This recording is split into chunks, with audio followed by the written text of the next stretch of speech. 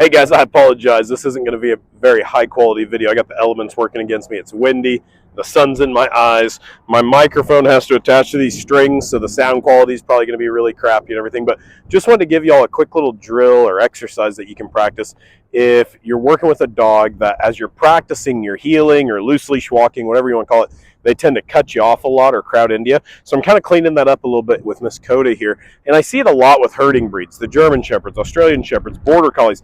Lots of those guys, they tend to implement a little bit of their herding instincts into our walk, which can be really annoying, sometimes even a little bit of a dangerous tripping hazard. So just a really simple thing I like to do is get out and drill these dogs on a line. So I just call this my line drills. And I'll go out to an elementary school parking lot or a shopping center parking lot or anywhere like this where I've got a nice, big, long, straight line.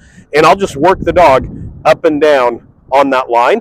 And what that does for me, compared to if I'm just training in my training room or working in the backyard or something like that, is it kind of keeps me honest. It makes me be very cognizant or pay a lot of attention to the dog if the dog's starting to creep into me, because my feet have to stay on the line. So as soon as that dog starts creeping into me, I can give them some feedback like, oh, nope, that's not the right answer. So with Coda here, that feedback is going to come in the form of me using my leash, right? I give a quick little pop in the opposite direction of whatever she does. So if she tries to cut me off, you'll see me pop in the opposite direction. If she starts pulling ahead, you'll see me give that correction straight backwards. Or if she's trying to sniff the ground too much, you'll see me correct straight up. So I'm always trying to use my leash as a communication tool and give her some feedback, show her that, hey, that was the wrong answer, do this instead. So I always kind of go the opposite direction. The other thing I'm going to be sure to do with Coda, because she's still, yeah, she's been training with us for a couple weeks, but she's still relatively new to training, is going to be quick to reward her when she makes the right choices. So you'll see me give her treats when she's just hanging out right here. I pretend like I've got an invisible hula hoop glued to my leg. If this were a competition dog, we'd want that dog glued to us and eyes up. But for your average pet dog that just wants to, you want to be able to take him for a comfortable walk. When Coda first got here, I felt like I needed a massage after every walk because she just wanted to drag me around, right? So I'm just looking for that loose leash, that nice, comfortable spot there. So when I take off with her, her command for walking is simply, let's go. And again, mic quality is going to be terrible as I walk away from you guys because this mic range isn't very good. So I apologize for that. I'll make sure when I'm facing you guys will be able to hear me just fine. But when I'm walking away, you won't be able to hear me. So, Coda, let's go. Right there. She punches into work. Good girl.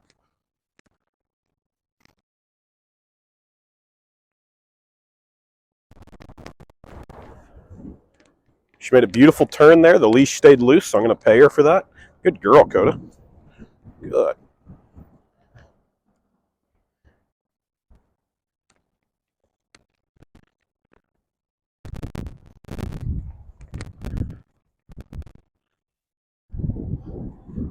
Right there, she got a little pop because she got a little behind me, so you barely probably saw it. I just gave that quick little pop up. Another correction you might have barely missed is as I was walking away from y'all there, she did start to crowd into me like I was talking about those herding dogs do. And so I just gave a little bit of a knee bump. Sometimes you don't even have to use the leash. Sometimes you just say, hey, quit crowding me. Let's go.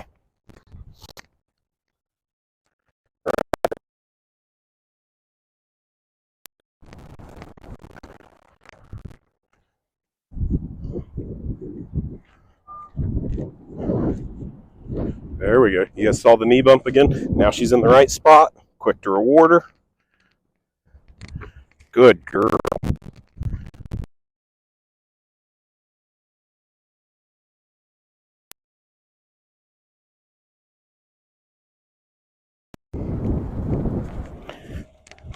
Got a little too far in front of me. I correct straight back. Good girl. Good job, girl. So, again, it's not anything crazy complex. And this is something Coda will probably be working on for months at home. Almost every shepherd that tries to crowd into you ends up needing a lot of this to really understand exactly what the picture is.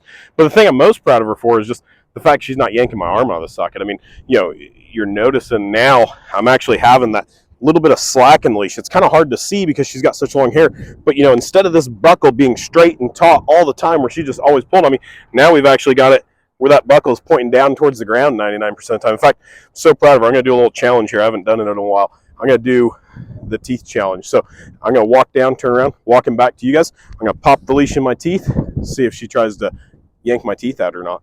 Let's go.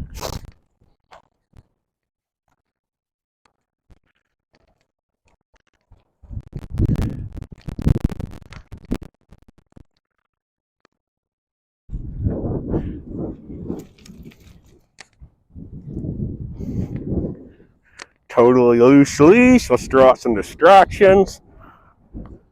Oh, good girl. Oh, I can't get this one out. Nice. Good girl. Oh, beautiful turn. No hands. Good girl. Good job. You're free. Yeah, you're free. You can go get that rope now. Good girl. So, obviously, that's not something I recommend people do. That's just me being silly with her and showing how far she's come because, again, this dog was not fun to walk when she first got here. Nothing against you, Coda, but you wore my arm out. So, good to see her making some progress. So, hopefully the line drills help some of you guys out. Like I said, I don't want to see any of you guys doing the teeth drills, though. Let me do that nonsense. So, I'll catch you later.